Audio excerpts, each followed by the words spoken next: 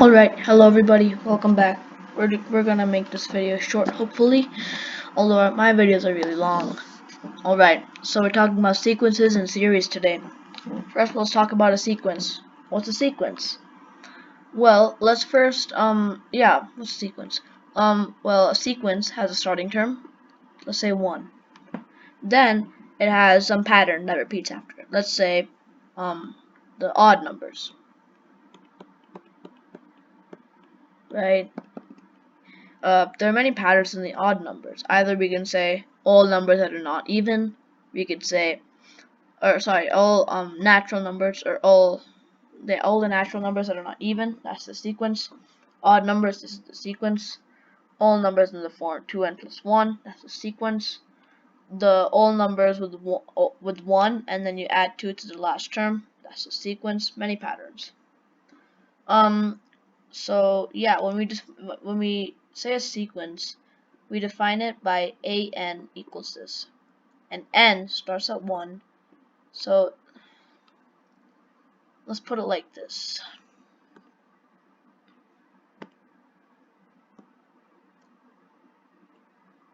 Let's move this here. Oh my god! Wow.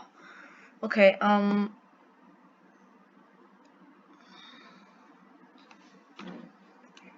Move that there. Okay. Cool. So now let's look at n and let's look at an. So when n equals 1, an is 1. N equals 2, an is a2 is 3. So on. Right. So now let's say we were looking at a specific one. Let's find a4. a4 is 7. What's a5? Or let's find a6. a6 is something. Let's look. a5 would be 9, so a6 would be 11.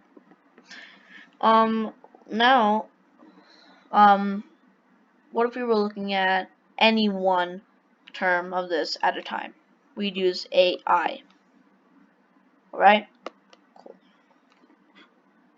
It can be any pattern, but we're going to be looking at arithmetic sequences, geometric sequences, and recursive sequences. And we're also going to look at nested stuff, which is not really sequences, but still. And we're also going to be looking at series and their notation. So we talked about sequences, right? We could look at sequences, right? Now, so the sequence is the terms, right, listed out. The series are the sum of the terms. So, for example, the series, so a sequence would be separated by commas, and a series would be separated by plus signs, right? So instead of 1, 3, 5, 7, we could have 1 plus 3 plus 5 plus 7. This is a sequence. This is a series. Alright. So, sequences, they're really straightforward. But series, on the other hand, they're a little weirder to deal with. So, let's talk about, so now, these, we can also have multiplication signs instead. But typically we deal with plus signs. And plus signs, we have to use sigma notation, and with product signs, we have to use the product or pi notation. Now, they're almost the same, but difference is plus and multiplication. So let's say we had sigma. How do we represent 1 plus 3 plus 5 plus 7? How do we represent that in sigma notation? So what we do is we define a bottom variable at the bottom, right? Let's say I, or j, or k, or anything really. Let's say I, and we set it equal to, like our first number that we're counting with. Let's say 1. And we're gonna go up to some number, and in total I is going to travel through every number in between the starting number and the top number. Let's say the top number is going to be 4. So we're going to travel through I equals 1, I equals 2, I equals 3, and I equals 4.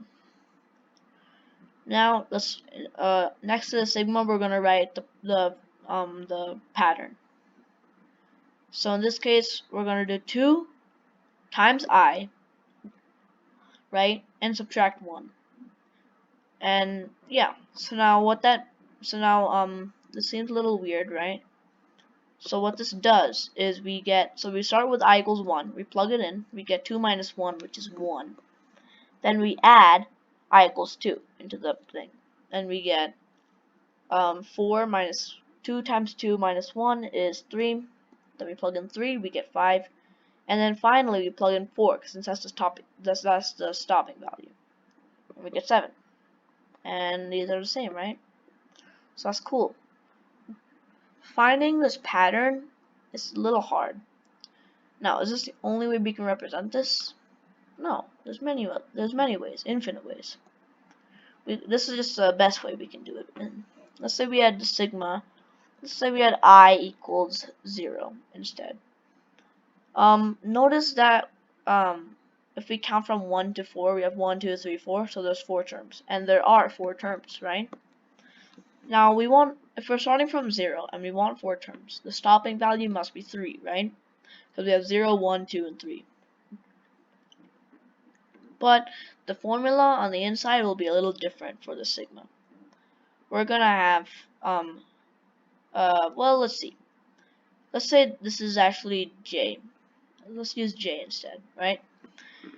If we notice that J plus 1 equals I. So if we have 2I plus 1 and we plug in and we substitute J plus 1 in for I, we get 2 times J plus 1 which is equal to 2J plus 2 plus 1, which is 2J plus 3.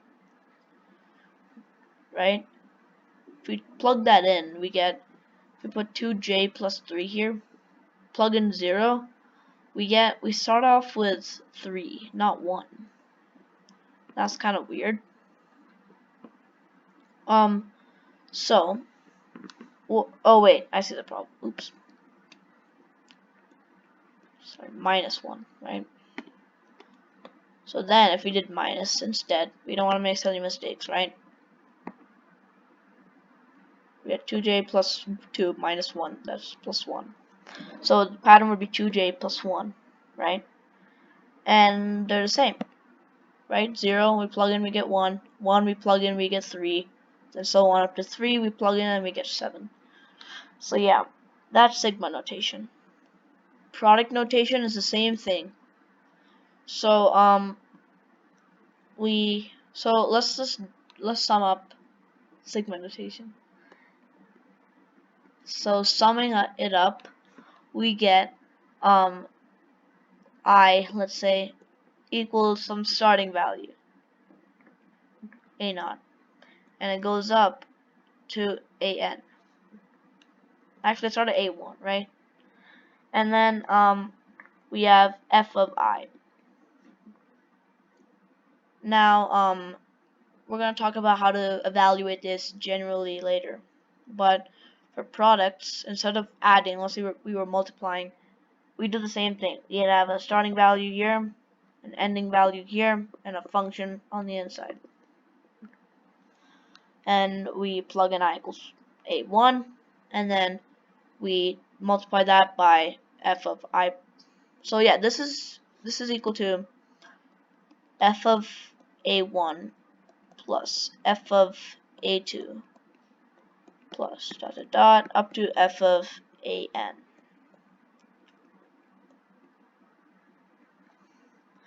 Now this is equal to F of A1 times F of A2 times dot dot dot up to F of AN. Alright, so now we know our notation, right? That's all good. Now let's actually evaluate this. If this is gonna, Oh, this is really not good. Okay, let's evaluate some of this.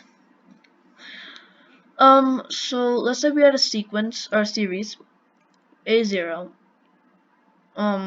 plus, actually, before we do that, let's define two things. The things that we're gonna deal with most in competitions are arithmetic sequences, right? I'll just, where the heck did, okay,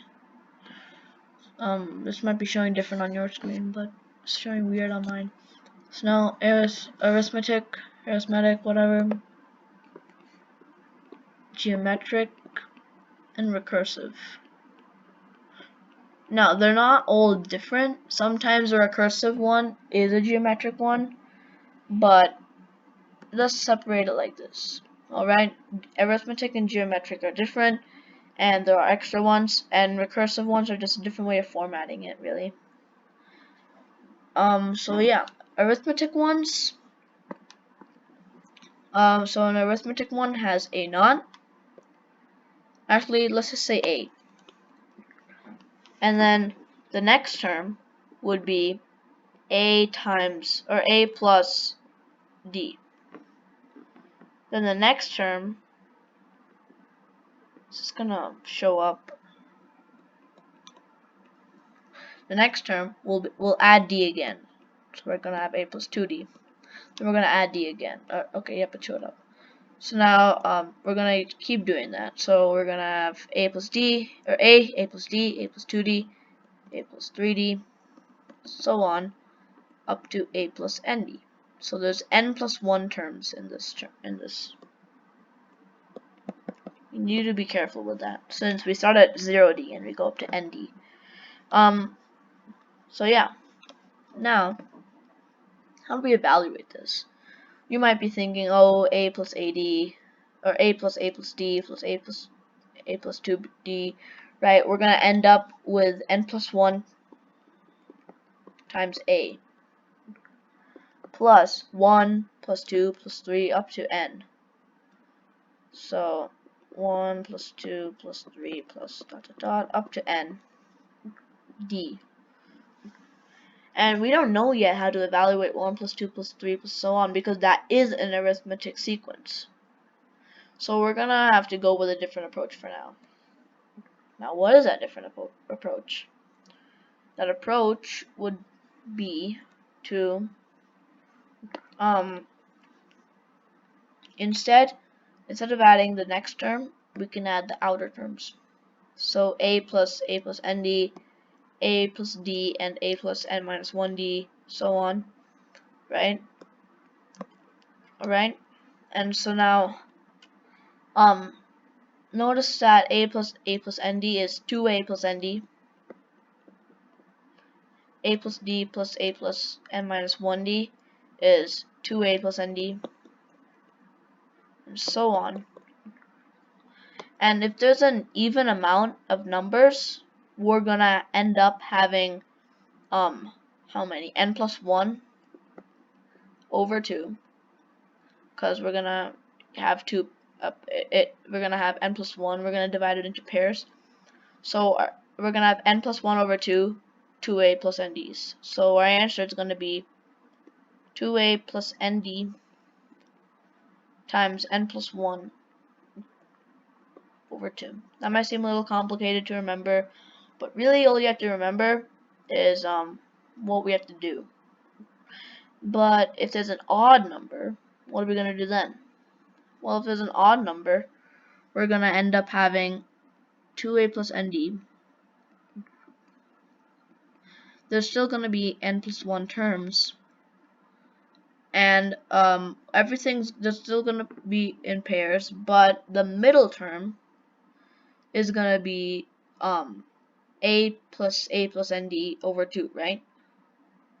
So that's going to be 2a plus nd over 2, and we're going to end up with the same thing.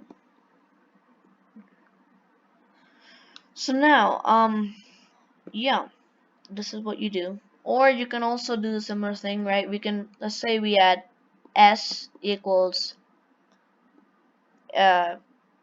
let's say it's a plus d plus dot dot dot plus a plus nd.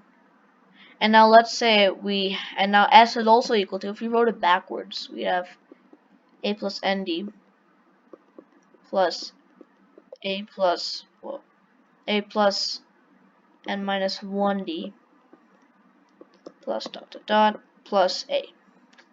If we added both of these, we'd have 2s equals 2a plus nd plus 2a plus nd